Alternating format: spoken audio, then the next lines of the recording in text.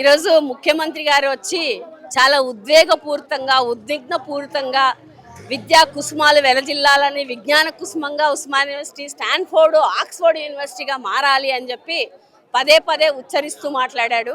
నేను నల్లమల్ల అడవి బిడ్డను అని కూడా చెప్పాడు. వ్యవసాయ కుటుంబం నుంచి వచ్చానని చెప్పాడు. మరి మేము అడుగుతున్న ప్రశ్న ఏంటంటే, ఇంత లోతుల్లోకి వెళ్ళి పరిశీలన ఉన్న మనిషికి ఇదే ఉస్మానియా యూనివర్సిటీలో గత 10 రోజుల నుంచి ఇక్కడ ఉన్నటువంటి teaching employees, non teaching employees, contract employees, contract lecturers, part time lecturers, అట్లాగే హాస్టల్స్లో యూనివర్సిటీలో పనిచేసే contract employees, time scale employees, హాస్టల్స్లో పనిచేసే అవుట్సోర్స్ ఎంప్లాయీస్ల బతుకులు ఎలా ఉన్నాయి అని 10 రోజుల ముందుగానే ఇక్కడ నుంచి సందేశం వెళ్ళింది ముఖ్యమంత్రి గారికి. దాని మీద ఎందుకు ప్రకటించలేదు?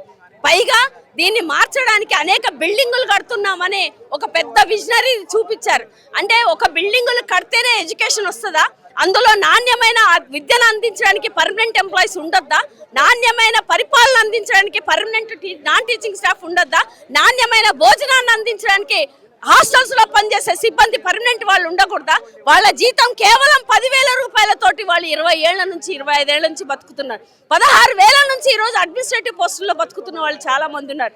ఇంత దుర్భర జీవితంలో ఇక్కడ బతకడానికి బలశాలులుగా మారాలి, స్పోర్ట్స్ లో గోల్డ్ మెడల్ తెచ్చుకోవాలి అంటే ఈడ పనిచేసే వాళ్లకు నిర్వీర్యం అయిపోయి నిర్జీవంగా మారిపోతుంటే, వాళ్ళు చనిపోతే కూడా గుర్తింపు లేని మనుషులుగా మారిన చాలా చిన్న జీవితాలతో బతుకుతున్న వాళ్ళలో దళితులు ఉన్నారు, గిరిజనులు ఉన్నారు, మైనార్టీలు ఉన్నారు, మహిళలు ఉన్నారు, అన్ని రంగాల వాళ్ళు, అన్ని ప్రజలు కూడా ఉన్నారు. వాళ్ళ గురించిన ఒక్క ప్రస్తావన తీయకపోవడం అనేది ఇది కేవలం పొలిటికల్ వేదికగానే ముఖ్యమంత్రి ఉపయోగించుకున్నాడు తప్ప నిజమైన సమస్యల పరిష్కారానికి పూనుకోలేదని మేము చెప్పదలుచుకున్నాం.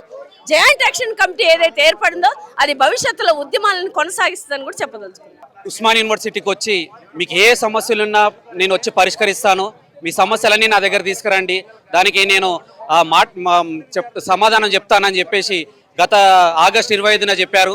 కానీ ఈరోజు వచ్చి 1000 కోట్లు ఇస్తున్నాను, ఆ 1000 కోట్ల యొక్క ప్రాజెక్టు మాత్రమే చూపించారు. కానీ మరి ఆ ప్రాజెక్టులో పనిచేసే ఉద్యోగుల సమస్యల మీద మీరు ఎలాంటి హామీ ఇవ్వలేదు. మేము గత 25 సంవత్సరాలుగా ఇక్కడ వెట్టి చాకరీ చేస్తున్నాము. మాకు ఇక్కడ చాలని జీతాలతోటి గత ప్రభుత్వాలు రెగ్యులరైజ్ చేస్తారని చెప్పేసి 10 సంవత్సరాలు కాలయాపన చేసింది. కానీ ఎటువంటి మాకు స్పష్టమైన హామీ గత ప్రభుత్వం ఇవ్వలేదు. ఇప్పుడు వచ్చే ప్రజాప్రభుత్వం అని చెప్పి 2 సంవత్సరాలు అయిపోయింది. ఇక్కడికి వస్తున్న ఉస్మాన్ యూనివర్సిటీకి వస్తున్న రేవంత్ రెడ్డి గారు ఇక్కడికి వస్తే మా సమస్యల మీద మొన్న 25వ తారీఖు ఆగస్టులో మీరు చెప్పిన విధంగా మీరు వచ్చి అన్ని సమస్యల మీద పరిష్కారం చేస్తారని చెప్పేసి, మీ సమస్యలు ఏమున్నా మాకు చెప్పమని చెప్పేసి అన్నారు. ఈ రోజు మీ సమస్యను వీసీ సీఎం దృష్టికి తీసుకెళ్ళామండి. మేము మీడియా పరంగా కూడా మేము ఇక్కడ మహా ర్యాలీగా మేము బహిరంగ లేఖ ఇచ్చాము, మేము అధికారులకు ఇచ్చాము, తర్వాత ఇక్కడ ఉన్న ముఖ్య మంత్రులకు ఇక్కడ వాళ్ళకి ఇచ్చాము. కాకపోతే ముఖ్యమంత్రి గారిని కలవలేదు. మేము మీడియా పరంగా ఒక బహిరంగ లేఖ కూడా రాశాము, అది ప్రభుత్వం దృష్టికి వెళ్ళిందని మేము అనుకుంటున్నాము. కాకపోతే దాని మీద ఎలాంటి స్పష్టత ఇవ్వలేదు ప్రభుత్వము. మాకు ఏంటంటే ఇక్కడ 25 ఏళ్ల నుంచి మేము చేస్తున్నాము. మీరు బిల్డింగ్లు కట్టి అవి ఒక కాంట్రాక్టర్లకి బెనిఫిట్లు అయితే తప్ప ఇక్కడ ఉన్న ఉద్యోగులకు ఎలాంటి రూపాయి కూడా బెనిఫిట్ కాదు. మేము ఇన్నేళ్ల నుంచి కష్టపడి మేము ఇక్కడ ప్రభుత్వాలు మారుతున్నాయి, మాకు ఏదైనా వచ్చి బెనిఫిట్ చేస్తారని చెప్పి ప్రజాప్రభుత్వం ఆశించడం అలాంటిది ఎలాంటి నెరవేరలేదు.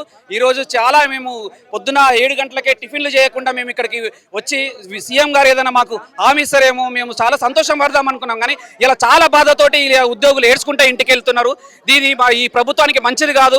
మీరు ప్రభుత్వం అధికారులు కూడా మీరు మా ఉద్యోగులను పిలిపించి మా సమస్యల మీద మీరు ఆరా తీసి దానికి ఏదైనా పరిష్కారం చెప్తారని చెప్పి ఆశిస్తూ ఈ అవకాశం ఇచ్చిన మీ అందరూ మీరేం చెప్తారండి? సార్ ఏం లేదు సార్, ఈరోజు మేము ఎంతో ఆశించాము. సీఎం గారు రెగ్యులరైజ్ కావాలని చాలా ఆశిస్తున్నారు చాలా రోజుల నుంచి. రేవంత్ రెడ్డి నుంచి కూడా ఎలాంటి హామీ రానట్టుంది. ఏంది నిరుత్సాహమేనా మీకు? నిరుత్సాహం సార్, ఎందుకంటే మేము దాదాపుగా ఒక 10 రోజుల నుంచి సీఎం గారు వస్తున్నారు, వారికి స్వాగతం పలకాలి, కనీసం మన సమస్యను మనం పట్టించుకుంటాడేమో, కనీసం మనకు ఏదైనా న్యాయం చేస్తాడేమో అన్న ఆశతోని దాదాపు 10 రోజుల నుంచి మేము ఆయన వస్తున్న దానికి స్వాగతం సంబంధించినటువంటి కార్యక్రమాలు చేస్తూ ఉన్నాం. పెద్ద ఎత్తున మహార్యాలీ తీసి వారికి స్వాగతం పలికాం. మొన్న బహిరంగ లేఖను వారికి ఇస్తూ స్వాగతం పలికాం. అదేవిధంగా ఈరోజు పొద్దున్న 7 గంటలకు వచ్చినాం స్వామి. కనీసం నేను మాలలో ఉన్నాను, అయ్యప్ప మాలలో ఉన్నాను, భిక్ష కూడా నేను చేయలేదు. ఎందుకంటే సార్ ఏమన్నా చెప్తాడేమో విందాం ఆయన చెప్పిన దానికంటే నాకు ఎక్కువ అన్న ఉద్దేశంతో నేను భిక్ష కూడా పోకుండా ఈరోజు నేను కూర్చొని ఉన్నా. కనీసం మనకేమైనా న్యాయం చెప్తాడేమో అని చెప్పేసి అనుకున్నా.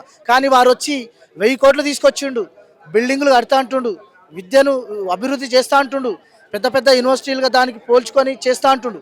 కానీ ఆ యూనివర్సిటీలో పనిచేస్తున్న మీ ప్రపోజల్ను రేవంత్ రెడ్డి దగ్గరికి వీసీ పంపిండి అనుకుంటున్నారు అసలు? వీసీ సార్ పంపించిండో లేదో మాకు తెలియదు స్వామి, కానీ మేమైతే 100% మేము పంపించినాం. వారి దృష్టికి పోయింది, ఎంతో మందికి మినిస్టర్లకు ఇవ్వడం జరిగింది. వారి ద్వారా హైయర్ ఎడ్యుకేషన్ సెక్రటరీకి కానీ ప్రిన్సిపల్ సెక్రటరీలకు కానీ పోయింది. వారి ద్వారా సీఎం గారి దృష్టికి కూడా పోయింది. ఆయన దృష్టిలో ఉన్నది, లేదనే సమస్య లేదు. కానీ వారు తెలిసి కూడా తెలవనట్టుగా ఈరోజు వ్యవహరించడం అనేది మాకు చాలా బాధాకరం ఇది. ఎందుకంటే ఇప్పుడు ఆయన ఇట్లా చేయడం అనేది, ఆయన ఎన్నో సమస్యలు చెప్పిండు. ఇప్పుడు ఆయన పుట్టింది వ్యవసాయ కుటుంబం నుంచి అన్నాడు, తర్వాత ఎక్కడి నుంచో ఎదిగొచ్చినా అని చెప్పేసి నల్లమల్ల అడివి అన్నాడు. కానీ మరి ఇక్కడ పనిచేస్తున్న వాళ్ళు కూడా బడుగు బలహీన వర్గాలే, ఎస్సీ ఎస్టీ బీసీ మైనార్టీలే పనిచేస్తున్నారు. ఇక్కడ ఎంతో పేదవాళ్ళే ఉన్నారు, ఇక్కడ కిరాయిలలో బతుకుతున్న వాళ్ళే ఉన్నారు. మీరు వచ్చి మీ ఇంటికి గోడ పెయింట్ తక్కువైందా, సున్నం తక్కువైందా, ఇది కాదు సార్ అడగాల్సింది. మీ ఇంట్లో మీకు అన్నం ఉన్నదా, తిండి ఉందా, బియ్యం ఉన్నాయా, అది మీరు అడగాల్సింది.